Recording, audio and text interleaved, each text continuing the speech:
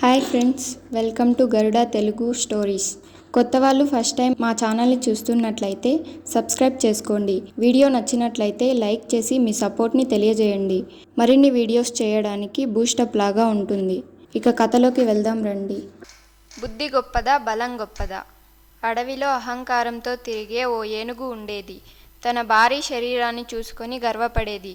ఒకరోజు ఏనుగు నడుచుకుంటూ పోతూ చీమల పుట్టను తొక్కుతుంది.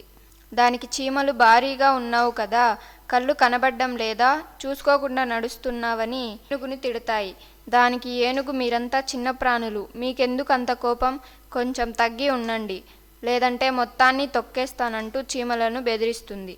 ఏనుగుకు ఎలాగైనా బుద్ధి చెప్పాలని చీమలన్నీ ఆలోచిస్తాయి. చీమలు ఏనుగు మీదకి ఎక్కి కుట్టడం మొదలు పెడతాయి.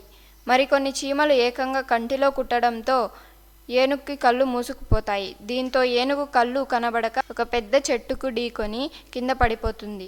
బలం ఎక్కువ ఉంది కదా అని పొగరుగా ప్రవర్తించకూడదని చీమలు ఏనుగుకి బుద్ధి చెప్పాయి. నీతి: బలం, అధికారం ఉందని ఎవరి మీద పడితే వారి మీద పెత్తనం చేయకూడదు.